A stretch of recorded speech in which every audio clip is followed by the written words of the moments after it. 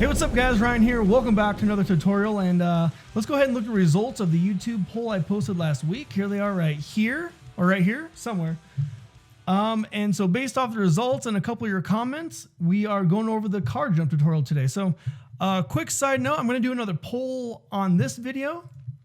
And let me just show you real quick, in case you missed it, if you, if you watched one of these videos, there's a little button here in the top right corner, a little eye. You can click that and you can select which tutorial you want to see for next week. So yeah, let's go ahead and do that next week as well. So I'll have that on this video.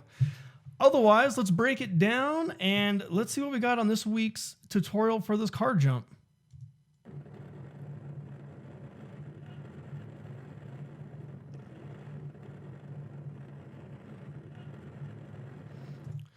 Awesome, there we go. So what I'm going to do is I'm going to do kind of a half breakdown, half tutorial on how to do this effect, and it's incredibly simple, and I wish it was more complicated, but it really isn't. So let's go ahead and start kind of breaking down the compositions we have here. So really this kind of just consists of two shots. We have our plate of, driving probably closer than we should down the highway. I don't condone this at all. So we just have this back plate, and what we did is we went and shot the jump right after this, and what we tried to do is we tried to match the angle of the sun. So we actually went ahead and matched that by parking our cars in the backyard in relatively the same direction. The sun had changed a little bit. It's a little bit brighter on the back here, but for the most part, this is the angle that matched the back plate. So what we have on this plate is just me with a leaf blower, and we didn't have a long enough green screen. I haven't seen this in a long time, so it's actually kind of embarrassing. But with a leaf blower, we kind of got, the shirt going. And, jumping, and I put one foot down to make it look like I slipped to almost, not make it there. And luckily my buddies ran across the screen in time for it to be all on green screen. So, we will have a little bit of roto here, which, no problem at all. But for the most part, this was just keyed on the jump. All right, so now that we see that embarrassing setup, let's go ahead and kind of break this down by each layer here. So audio layer, I just have the sound of the highway blowing in the background there. Here's our plate with a little bit of just a little bit of exposure change on it.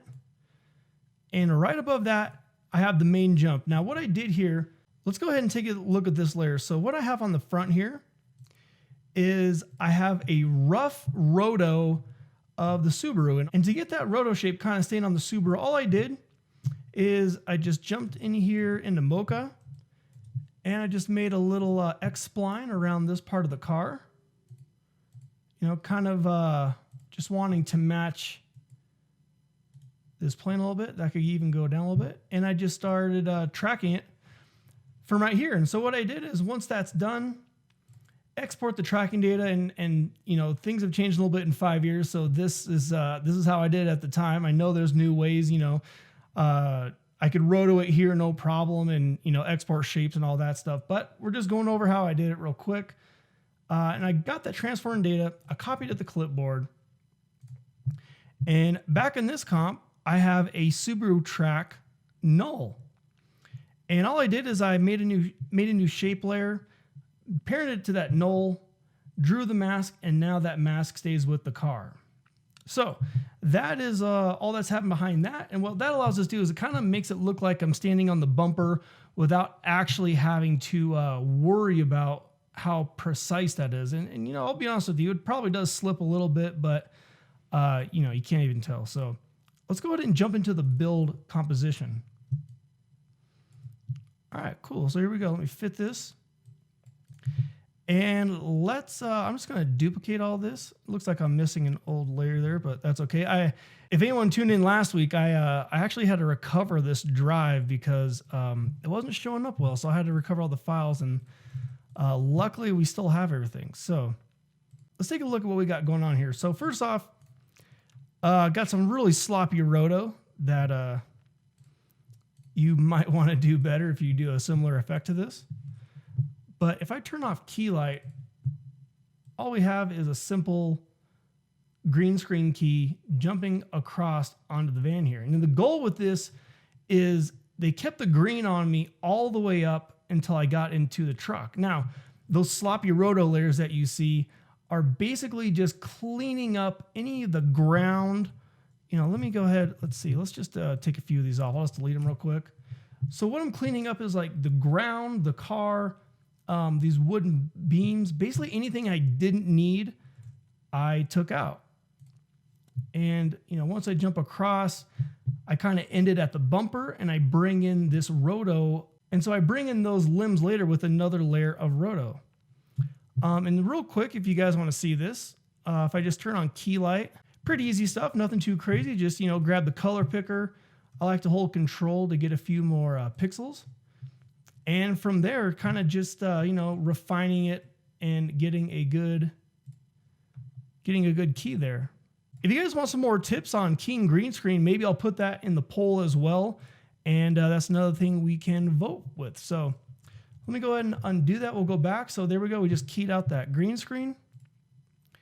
And let me turn this next layer on top. And so what this is rotoing and bringing back in my foot. So basically all I did is once we had this green screen layer, I duplicated it and did some very awful, probably not very good looking roto. Let's see here. So let me just delete these other layers I duplicated real fast. And let's go ahead and turn this off and let's kind of look at what we got going on here. What I did is the reason that this layer is working, because even though it's offline, is I went ahead and I rotoed a separate layer to use as an alpha matte just in case I wanted to.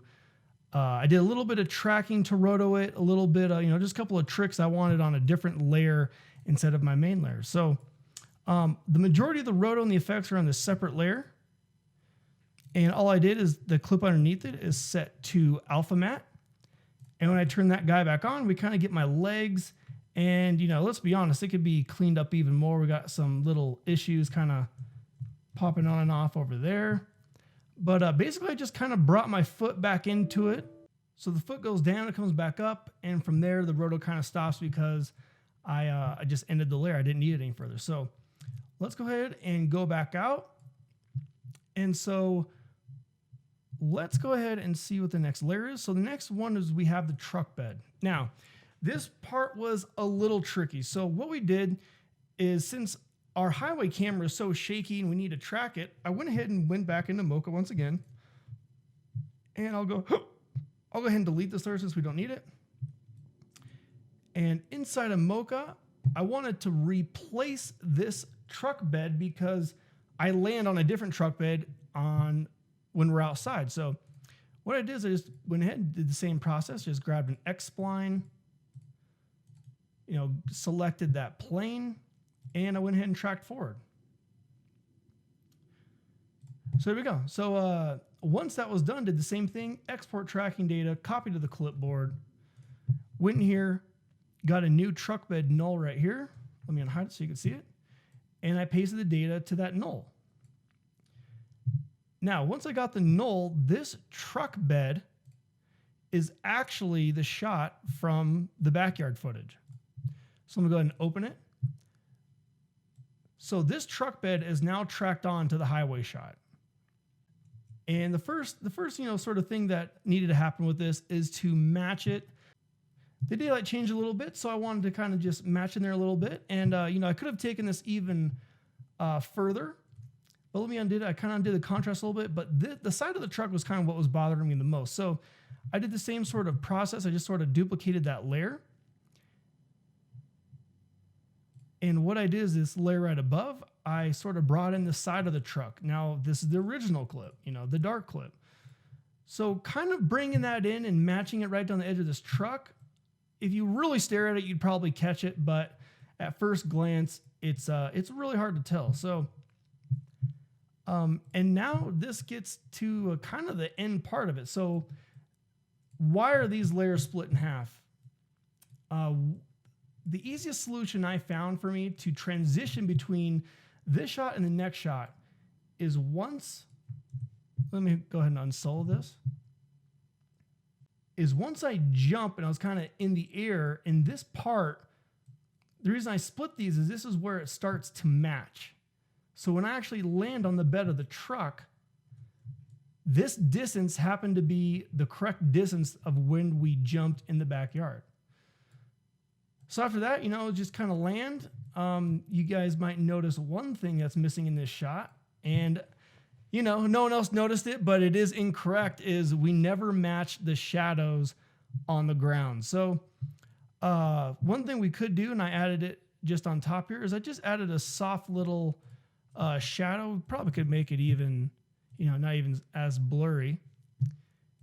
But if we were to bring that in and kind of put it behind the Subaru and all that good stuff, it would sell it just a little bit more. But, in the final version, I didn't have it in there. The shot wasn't that long, so it was never even missed. So there we go. We jump on the truck that's in the backyard. I get into the back of the truck, and the shot was short enough that once I kind of get to the end, we cut to the next shot. Overall, the technique is just matching the camera angle and using the background as a plate so these two shots match. And the last thing I've sort of finished this off with is, here it is without the the color grading. I did a little bit more of levels and curves adjustments here.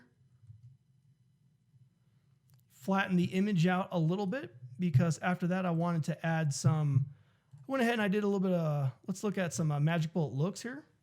So I think the one I ended up technically going with was called color reversal, but I flattened the image out before just because it seems to work with Magic Bullet looks a little bit better. And I mean, this is the great thing about it, is you can just go ahead and just try, tons of different things, see what works for you. Some of the ones that are really nice now are these new film stock emulators, which are, pretty cool depending on what you want. And you can always, keep adjusting from there. So go ahead and cancel that. So, I just gave it sort of a subtle look, nothing too crazy. And I worked in the 2:3:5 aspect ratio originally. So, again, if I just make a solid, set it to stencil alpha, we get our widescreen bar look. So let me go ahead and bring up our gallery here. So here we go. This is what we have left. I'll do another poll. Don't forget to click the I button on the top right screen to vote.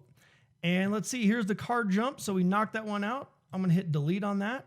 So what we got is this Valves of Vengeance 3D title. We got this slow motion matrix effect, slow motion explosion, muzzle flare. And you know what? I'll also throw in that green screen keying one in case anyone wants to see that. So there we go, guys. Just a quick breakdown. I hope that helps. We got lots of fun things coming up. We got some giveaways coming up, some sponsored videos, believe it or not. So yeah, some fun things for you guys. Subscribe if you want to see that. Vote on that poll. Click on that I button to vote on next week's video, and we'll do whatever the winner is for that. And again, thanks for the comments. Thanks for the voting. And we will see you guys in the next tutorial. So have a great Friday, and I'll see you next week. We 3D tracked it. We have some Z-space going on, and it just looks pretty cool. We're going to have our beams follow it no matter where we reposition it.